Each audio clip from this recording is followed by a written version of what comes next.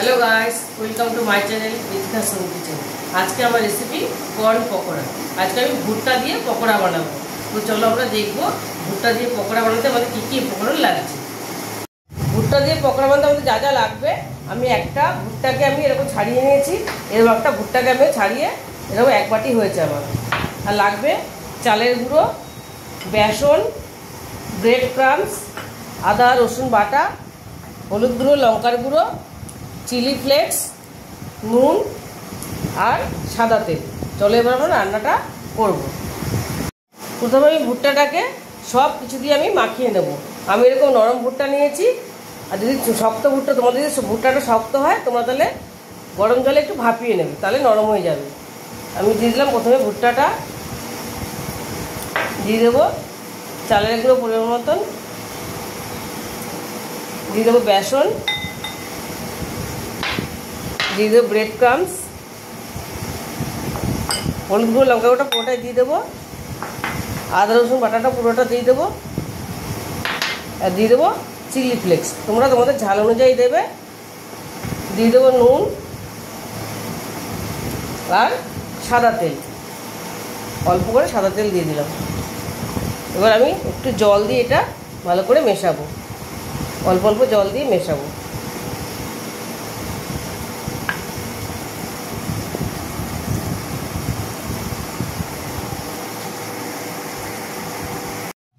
কড়াইটা আমি বসিয়ে দিয়েছিলাম, গরম হয়ে গেছে। এবার আমি সাদা তেল এর মধ্যে দিয়ে দেবো, পরিমাণ মতো সাদা তেল দিয়ে দেবো।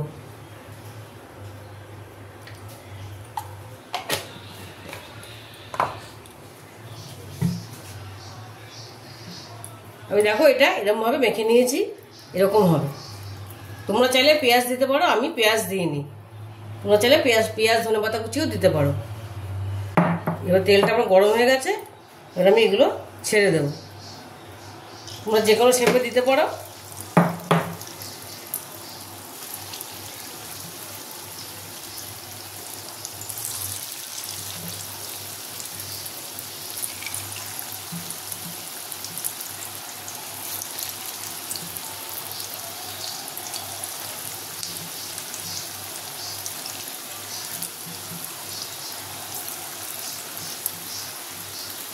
আঁচটা কমিয়ে ভাজবো।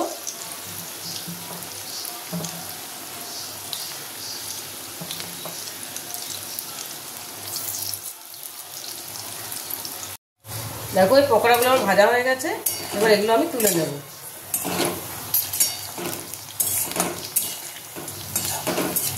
এগুলো আমি তুলে নেব।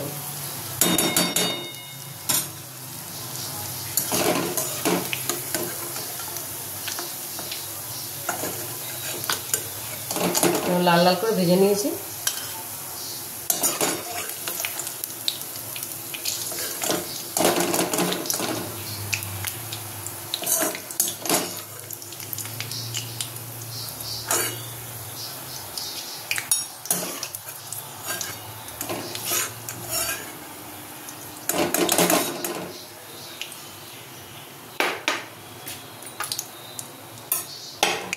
বাদ বাকিগুলো দিয়ে দেবো।